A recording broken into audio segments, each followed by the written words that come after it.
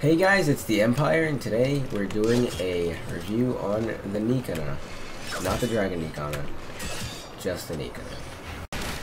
The Nikana has a physical damage of 45, an impact damage of 2.25, a puncture damage of 4.5, a slash damage of 38.25, crit chance of 10%, a crit multiplier of 2, an attack rate of 0.917, a status chance of 10%, and stamina takes 7 every time you swing.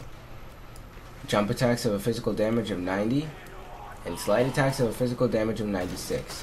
It has 2 polarity slots, a V polarity and a D polarity. There's 3 stances: Blind Justice, Decisive Judgment, and Tranquil Cleave. Tranquil Cleave is the faster of all 3 stances, Decisive Judgment is the slower one, and Blind Justice is the backhand stance that has actually extra proc and crit chance, if I'm not mistaken. While Tranquil Cleave uses 1 hand, Decisive Judgment uses 2 to attack. It has very high slash damage, and it's extremely effective against infected and flesh types in Clone Flesh. Flesh being Corpus, Clone Flesh being Grineer. And if it's modded correctly, the slash damage can cut pretty much anything in half, any enemy in half. The slide attack is very high and it's executed extremely fast. And the D polarity slot, I've only found really 2 uses for it, which are putting their North Wind and channeling mods, such as Life Strike.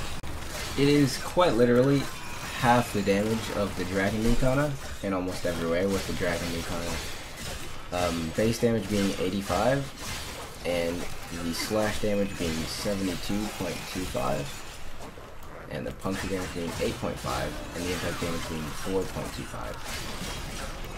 It has lower crit, lower speed, lower status chance, and a lower stamina consumption. I guess that's because the Dragon Nikana has a higher level that the Nikana has a lower stamina consumption. And to create this weapon, you need to go get it from the Tenno Lab in your dojo.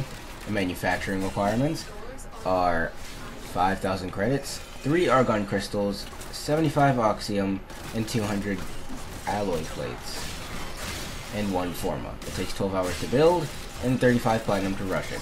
The blueprint price is 15,000, and the market price is 275 platinum. Okay guys, so now I'm going to give you my opinion on how to mod this. This is the build I would... Shut up, Mortis. Covered in blood. Safe and sound. Thanks, Mortis.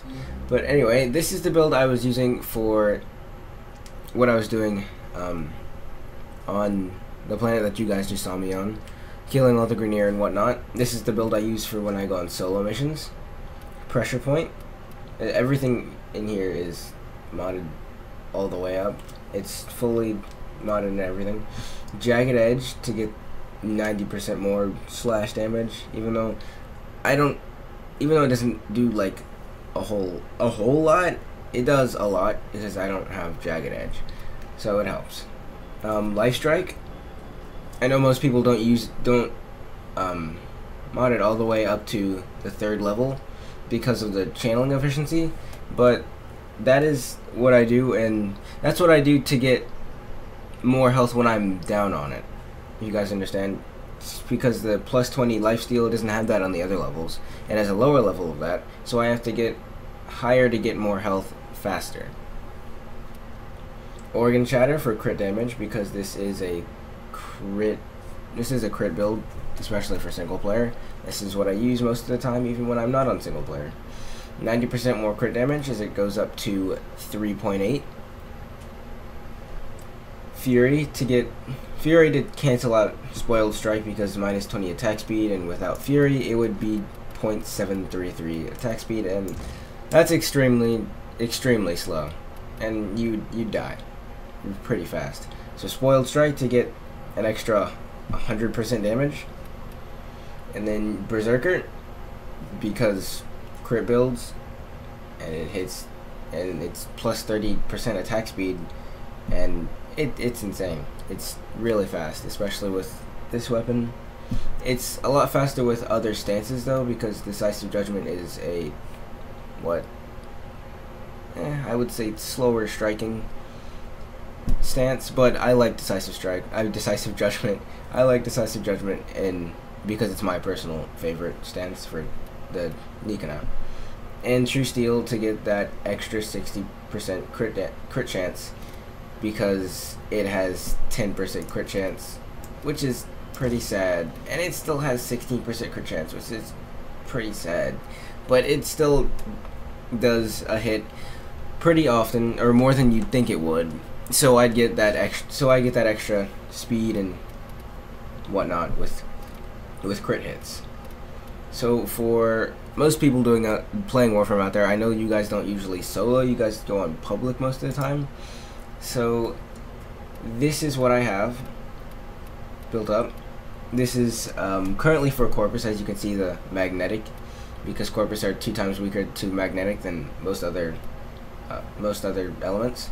So Pressure Point, Jagged Edge, Fury, Molten Impact, North Wind in that D polarity slot, Shocking Touch, Rending Strike. I know some people don't have Rending Strike.